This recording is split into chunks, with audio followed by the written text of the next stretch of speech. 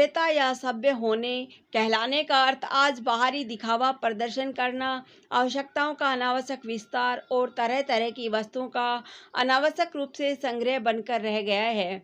इसके लिए चाहे वास्तविक सभ्यता, सृष्टि और उस सब के आधारभूत तत्वों का सर्वनाश ही क्यों न हो रहा हो, इस बात की न तो किसी को चिंता है और न यह सब देखने सुनने का अवसर ही किसी के पास रह गया है। इसी कारण आज हवा, पानी जैसे नितांत आवश्यक एवं प्राण रक्षक प्राकृतिक तत्वों का क्रमशः ह्रास होता जा रहा है।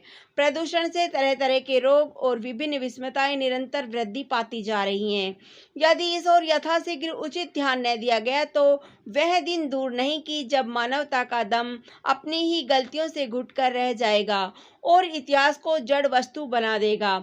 सभ्यता के बढ़ते चरण। मानवता का सभ्य होना आवश्यक और अच्छी चीज है। सभ्य बातों, भावों, विचारों, उपकरणों में विस्तार या बढ़ाव भी कतई अनुचित नहीं कहा जा सकता। इस प्रथा में निरंतर बढ़ते चरण यदि खेतों, खलिहानों, बाग बगीचों और वनों को रौंदते हुए उन्हें बंजर रेगिस्तान या कंक्रीट के जंगलों में बदल जाए, तब क्या होगा, इस बात की चिंता यदि अपने आप को सुशिक्षित, ज्ञानवान और वैज्ञानिक कहने समझने वाला मनुष्य न करेगा तो फिर और कौन करेगा।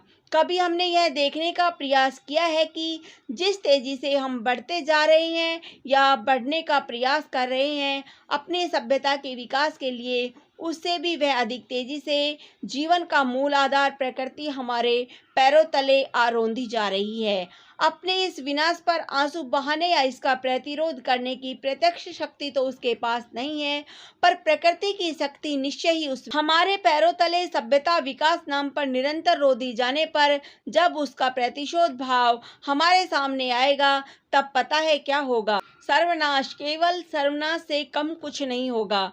वनों का कटाव। अपने आप को अधिकाधिक सभ्य दिखाने के चक्कर में अपने ड्राइंग रूम और बेडरूम को नए नए उपकरणों से सजाने के लिए मानव का सबसे बढ़कर क्रूरतापन प्रकृति पुत्र वनों पर गिरा है।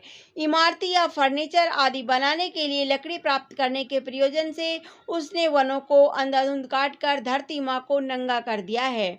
अपने सभ्य घर संसार बसाने के लिए खेतों, खलिहानों को तो क्या, फलदार वृक्षों वाले बाग बगीचों तक को नहीं बख्शा। फलते आज अनाज, फल और सब्जियां आदि सभी कुछ तो महंगी बल्कि आम जनों के लिए दुर्लभ ही हो गई है और सांस लेने के लिए ताजी हवा कहीं खोजने से भी नहीं मिल पाती। पहले तो दूर देहातों में ही पानी का अभाव हुआ करता था, सो अनेक स्थानों पर पीने के पानी का एक घड़ा पाने में ही औरतों का सारा दिन बीत जाया करता था। आज नगरों महानगरों में भी लोगों को बर्तन उठाए थोड़ा सा पीने का पानी पाने के लिए इधर उधर भटकते, आपस में लड़ते झगड़ते देखा जा सकता है। यह बढ़ती सभ्यता का ही तो कहर है, जो वनों को निरंतर सिकुड़ते जाने के कारण वर्षा के अभाव से पीने के पानी के अभाव के रूप में हमारे सामने आ रहा है। जीवन पर अन्य प्रभाव। सभ्यता के कहर बरसाने वाले चरण, वनों का सिकुड़ना, उनके कारण वर्षा कम होना, पानी और हवा का अभाव तो हो ही गया है।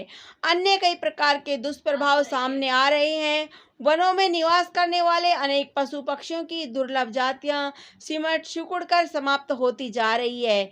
इतना ही नहीं, वृक्षों, वनस्पतियों और औषधियों तक की पौधों की कई दुर्लभ जातियां नष्ट हो चुकी हैं या फिर निरंतर नष्ट होती जा रही हैं। सोचने की बात, मात्र सभ्य होने का दिखावा करने के लिए आज का समझदार मानव बहुत से जोखिम भरे काम सब जानते बूझते हुए भी कर वह इस दिखावे के नशे में यह सोच ही नहीं पा रहा है कि यदि यही दशा रही तो मेरी आगे आने वाली पीढ़ियों के साथ क्या बीतेगी। निश्चय ही आगे आने वाली पीढ़ियों को अनेक प्रकार के प्राकृतिक अभाव अभियोग के बीच एकदम अपंग होकर, लूले लंगड़े और असमर्थ होकर जीना पड़ेगा। उपसंहार। इन तथ्यों के आलोक में हम केवल इतना ही कहना चाहते हैं कि उतना ही खाना अच्छा होता है जितना ठीक तरह से पच सके, बाकियों के लिए भी बच सके। सो भावी सभ्यता के समुचित विकास के लिए वनों को और नहीं सिकुड़ने देना है। यथासंभव उनका विकास विस्तार बढ़ाना भी परमावश्यक है।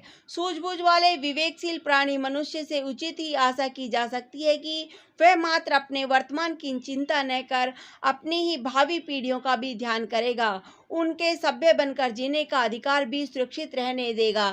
धन्यवाद। जय हिंद, जय भारत।